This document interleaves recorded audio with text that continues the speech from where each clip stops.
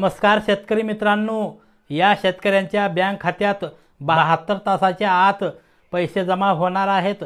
तुम्हाला एक काम करायचे आहे, काहीही चुका होऊ द्यायच्या नाहीत।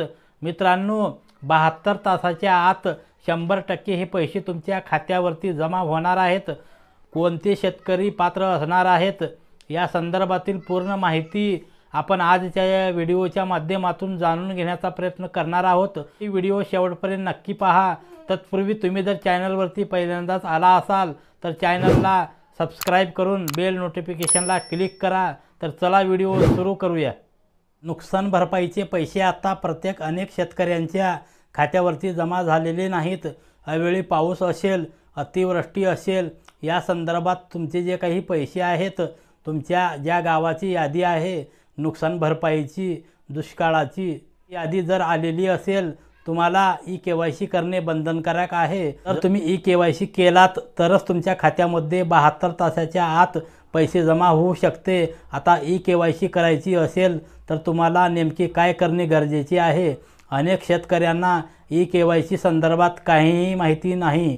मागे जे पैसे येत होते, नुकसान भरपाईची असेल, दुष्काळीचे पैसे, हे ऑटोमॅटिक तुमच्या खात्यामध्ये जमा केले जात होते। आता मात्र हे पैसे सरकारच्या माध्यमातून आता चेंज करण्यात आलेले आहे। विशिष्ट नंबर तुम्हाला दिला गेलेला आहे, तो विशिष्ट नंबर तुम्हाला घ्यायचा आहे आणि जवळील आपले सरकार सेवा केंद्रावरती जाऊन ई-केवायसी करून घ्यायची आहे। ही ई-केवायसी झाल्यानंतर 72 तासाच्या आत तुमच्या खात्यावरती हे पैसे जमा होणार आहेत। ई-केवायसी करणे बंधनकारक आहे। जेव्हा तुम्ही ई-केवायसी कराल तेव्हाच हे पैसे तुमच्या खात्यावरती जमा होणार आहेत, अन्यथा हे पैसे जमा होणार नाहीत। हा जो विशिष्ट नंबर आहे तो तुम्हाला कोणाकडून मिळेल? तर तुमच्या गावचे तलाठी असतील, ग्रामसेवक असतील, कृषी सेवक असतील, सरपंच असतील, यांच्याकडे सुद्धा ही यादी पाठवलेली आहे। त्या यादीमध्ये तुमचे नाव, खाते नंबर पहा व्यवस्थित आहे का, कोणती बँक आहे, किती रुपये तुमच्या बँक खात्यावरती जमा होणार आहेत, सविस्तर माहिती पाहून घ्या। त्यानंतरच ई-केवायसी करा।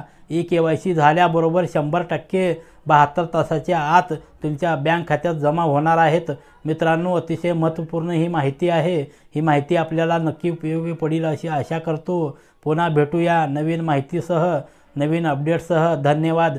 जय हिंद, जय महाराष्ट्र।